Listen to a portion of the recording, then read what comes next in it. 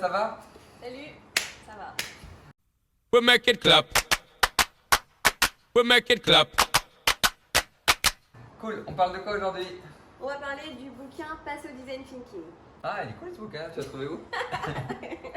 Le bouquin, du coup, vous allez tous l'avoir pendant la formation.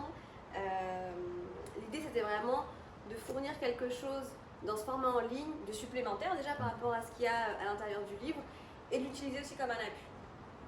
Donc, qu'est-ce qu'il y a concrètement dans le bouquin? Ce qu'il y a concrètement dans le bouquin, d'abord, c'est les 100 premières pages, c'est vraiment une introduction à la posture, à la démarche, les différentes étapes autour du design thinking. Ça, on ne peut pas y passer. Et puis, c'est petit à petit d'arriver à connecter des choses par rapport à ce que vous avez déjà pu vivre en entreprise, différents cas, pour réussir à encore et tout le temps travailler sur cette nouvelle posture. Ouais, c'est ça l'idée de la première partie, c'est vraiment de réancrer les messages peut-être. On a lu plusieurs choses, vous avez sûrement dû voir plusieurs cas. L'idée de la première partie du bouquin, c'est comme tu le disais, en fait, c'est avoir le panorama complet de la méthodologie, des exemples aussi plus accessibles peut-être que les exemples qu'on a pu voir sur d'autres sites. Et puis une deuxième partie qui va avoir du coup une valeur différente. Qu'est-ce qu'on a dans la deuxième partie? Ouais. Et donc pour introduire la deuxième partie, il y a toute la partie sur les processus.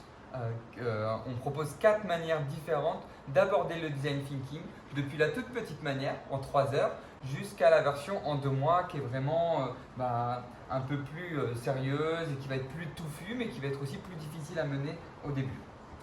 Du coup, des processus, comme tu le disais, un peu des démarches clés en main pour aussi, en fait, finalement, aller encore plus rapidement vers l'action. Parce qu'on a vu passer des choses, on a vu passer des cas, et en fait, on a essayé aussi de partager des choses qu'on va voir assez de manière en fait répétitive, et on a des premiers éléments en fait pour tout de suite se confronter à ce genre de situation. Et puis accompagné du coup de 60 outils clés. Ouais. Donc l'objectif, c'est d'avoir cette boîte à outils, cette fameuse boîte à outils qui va permettre de, par rapport à n'importe quelle question donnée ou de se dire il faut que je passe à telle étape suivante, comment est-ce que je vais le prendre de manière clé en main, quelle est la consigne, à quoi il va me servir, quand est-ce que je vais l'utiliser, comment je vais l'utiliser, combien de temps ça peut durer, avec quel type de groupe je vais pouvoir l'utiliser. D'avoir une réponse à toutes ces questions-là et structurée sous les différentes parties pour arriver à ranger ces outils. Du coup, l'objectif de ces outils quand même, c'est, et en tout cas du livre aussi, c'est au bout d'un moment de s'en détacher, de sortir de ça, peut-être créer ses propres outils, les adapter. Mais c'est vrai que c'est rassurant d'avoir dans sa mallette finalement ces outils, les consignes clés à donner pour pouvoir monter en assurance et pouvoir les proposer en atelier.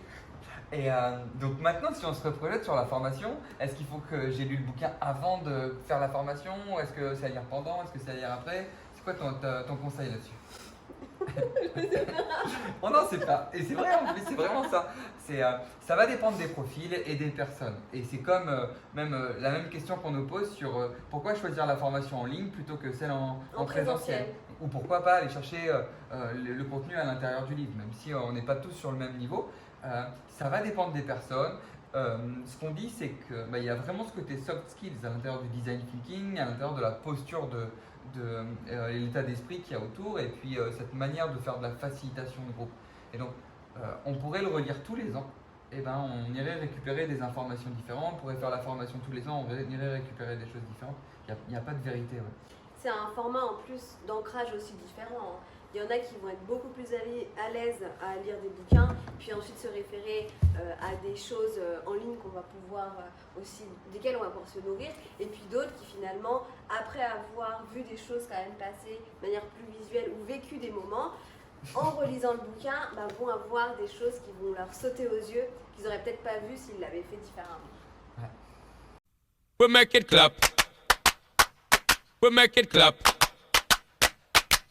Bon merci. Et bonne lecture à tous. Bonne lecture.